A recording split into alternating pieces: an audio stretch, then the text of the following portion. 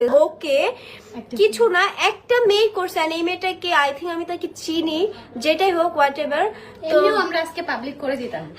অবশ্যই আমি সবসময় প্রাউডলি বলতাম আমার রেজাল্ট। আমি আমার মেয়ে পাস করুক ফেল করুক যাই করুক আমি সব মেয়ের পক্ষে আছি। মানে আমার কি একটা জাস্ট কথা বলি, যার জিনিস তার খবর নাই, পাড়া প্রতিবেশী একজন ঘুম নাই। মানে আমার থেকে মার থেকে মাসির দরদ বেশি। কথা তোমরা লাইভটা ক্লিয়ারলি শুনতে পাচ্ছ কিনা আমাকে জানাবা। তবে আমার রেজাল্টটা শুনে তোমরা আবার কেউ গসিপিং শুরু করে দিও না যে রেজাল্ট তো খারাপ হবে কারণ মিডিয়াতে কাজ করে এই সেই হাবিজাবি। আমার রেজাল্ট খারাপ হয়েছে ভাই, আমার কোনো টেনশন নাই, আমার কোনো কিছু নাই, মাথা ব্যথা নাই, কিছু নাই।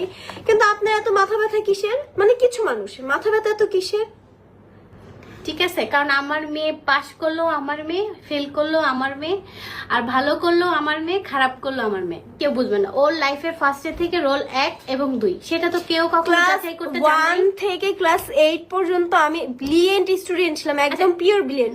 আচ্ছা আমার কথা, যে আমার ইয়াটা পাবলিক করছে, কি রেজাল্টটা পাবলিক করছে, সে কেন আমার ক্লাস 5 এর রেজাল্টটা পাবলিক করলো না? সে যদি ওই রেজাল্টটা দেখতো সে আই থিঙ্ক মাথা ঘুরে টাসকি খেয়ে পড়ে যেত। আর আপু তোমার রেজাল্টটা কি ছিল যে তুমি আমার রেজাল্টটা পাবলিক করছো?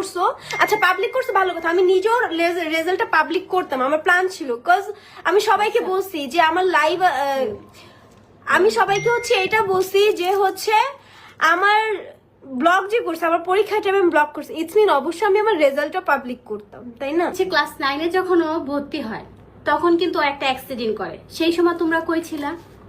তখন কেউ ছিল না খবর নেওয়ার। আচ্ছা যাই হোক, ও যে একটা অ্যাক্সিডেন্ট করে সব এক্সের রিপোর্ট সব আমার কাছে আছে। ওর মেরুদণ্ডের হাড়টা একদম লাস্টের যে হাড়টা ওটা সরে গেছে, 2টা হাড়, ঠিক আছে? 2টা হাড় সরে যাওয়ার পর ওর সম্পূর্ণ 6 মাস বেড রেস্টে ছিল। ইজ রেজাল্ট যাই হোক না কেন, ঠিক আছে, অনেকে তো গ্রাজুয়েশন কমপ্লিট করেও চাকরি পাচ্ছে। হ্যাঁ, টাকা কামানোর জন্য মানুষ কি না করে। আমারই কতজন বলে আপু আমি এত লেখাপড়া করে কি করলাম, আমি একটা জব পাচ্ছি না। রিক্সা চালাচ্ছে আমার কাছে, সেদিন পরশুদিন একটা ইন্টার পাশের ছেলে রিক্সা চালাইতেছে চাকরির অভাবে, তো টাকার অভাবে। আজ টাকার অভাবে মানুষ কত কষ্ট করতেছে মাত্র 2 সাবজেক্টে, যেটা কিনা আমি কি বলবো, মাত্র 5 মাসে 2 বছরের পড়া 5 মাসে পড়ে কমপ্লিট করছে। তোমরা কে 5 মাস না, হিসেবে 3 মাস হবে। কে পারবা তোমরা বলো? তার উপরে মনে করো যেহেতু আমার মিডিয়াতে আসা অবভিয়াসলি টাকার জন্য, ঠিক আছে। এন্ড আমি অলওয়েজ যেই জিনিসটা করি সেটা হচ্ছে খুবই মেনটেনলি কাজ করি এন্ড খুবই চুজি, লাইক সব জায়গায় কাজ করি না। এন্ড আলহামদুলিল্লাহ হালাল পথে কাজ করতেছি আমার মতে, কারণ আমি কোনো খারাপ কাজ করে টাকা আর্ন করতেছি না। আমি ঘরে বসে টাকা আর্ন করতেছি, ব্লগিং করে আর্ন করতেছি। আর রিসেন্ট কোনো ভদ্র ফ্যামিলি থেকে উঠে আসলে এগুলো বলতো না। আচ্ছা আপনি অনেক ভদ্র ফ্যামিলির, তো এর জন্য আপনি বসে বসে আমাদের লাইভ দেখতেছেন, আর এর জন্য বসে কমেন্টে বাজে কমেন্ট করতেছেন আর মানুষের লাইভ দেখতেছেন। তাহলে উনিও পরিচয় দিচ্ছে উনার ফ্যামিলির। আপনি কতটা ভালো ভদ্র ফ্যামিলির যে মানুষের লাইভ দেখে বাজে কথা বলতেছেন? কেউ পারবে না। আরেকটা জিনিস যেটা আমি ক্লিয়ার করতেছি সেটা হচ্ছে আমি, হ্যাঁ এটা সত্যি কথা নিজের মুখে বলতেছি, প্রাউডলি বলবো যে আমি 2 সাবজেক্টে ফেল করছি। সেটা হচ্ছে ফিজিক্স আর একটা হচ্ছে ম্যাথমেটিক্যাল। আমি মাইট যে লিখি না এমন না, আমি লিখছি আলহামদুলিল্লাহ ভালো লিখছি, বাট আমার কমন পড়ে না ম্যাথগুলা, যার কারণে আমার অনেক কাটাকাটি হয়ে লেখা হয়েছে। বিধায় আই থিঙ্ক টিচার যার কাছে আমার খাতা গেছে সে আমার খাতায় দেখে নাই, কজ আমার খাতা তো অনেক কাটাকাটি ছিল। আর ফিজিক্সে আমার ফেল করার কথা ছিল না, এখন যাই না আল্লাহ। আমার ফ্রেন্ড যে ভালো, ও সব সাবজেক্টে ভালো মার্ক পেয়েছে, ট্রাস্ট মি। ওর জন্য আমার মেয়েটা এত ভালো, লাইক আমার জাস্ট এত খারাপ লাগতেছে যে হচ্ছে ওর কথা ভাইবে আমার অনেক খারাপ লাগছে যে ও কেমনে ম্যাথে ফেল করলো। ওর সব সাবজেক্টে ভালো পয়েন্ট ছিল, ভালো রেজাল্ট ছিল, জাস্ট ও ম্যাথে গিয়ে ডাউন খেয়ে গেছে।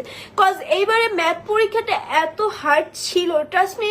আমি নিজেও কিন্তু ম্যাথে অনেক ভালো স্টুডেন্ট ছিলাম। থাক, কান্না করবা না কখনো। এদের সাথে কান্না করে কোনো লাভ নেই। কান্না করবো উপর আল্লাহর কাছে, তাছাড়া আর কারোর কাছে কান্না। আমি এই রেজাল্টটা বলতে চাইছিলাম নিজের থেকে, বাট আমি এত রাতে কখনো লাইভে সেগুলো বলতাম না, কারণ কি আমি যখন দেখছি যে আমার রেজাল্ট পাবলিক হয়ে গেছে, সো আমার মনে হলো আচ্ছা যে কাজটা করছেন একজনের বড় কেন বলবো, অবভিয়াসলি আমি প্রাউড ফিল করি। আমি যদি 2 পয়েন্ট পেয়েও পাস করতাম, এটা হয়তো আমি আমার কোনো এক ব্লগে বলছিলাম যে 2 পয়েন্ট পেয়ে যদি আমি পাস করি সেটা তো আমি প্রাউড ফিল করবো। কজ আমার সাথে কি হয়েছে, আমার লাইফের উপর দিয়ে কি গেছে না গেছে সেটা একমাত্র আমি জানি, আমার আর দুই ফ্যামিলি জানে, subject-এ একমাত্র আল্লাহ জানে। এই কয়জন ব্যক্তি ছাড়া আমার মনে হয় না আর কেউ জানে। আর একটা family কথা, সবাই জানে। আমার ফ্যামিলি, আমার 14 গোষ্ঠী, আমার নানি বাড়ি থেকে শুরু করে আমার দাদা বাড়ির 14 গোষ্ঠীর কোনো মাথা কামা নাই যে ইটস ওকে, ব্যাপার না, চিল, নেক্সট ইয়ারে এই 2টা সাবজেক্টে তো তুমি দিতে পারবা, এরকম আমাকে সান্ত্বনা দেয়।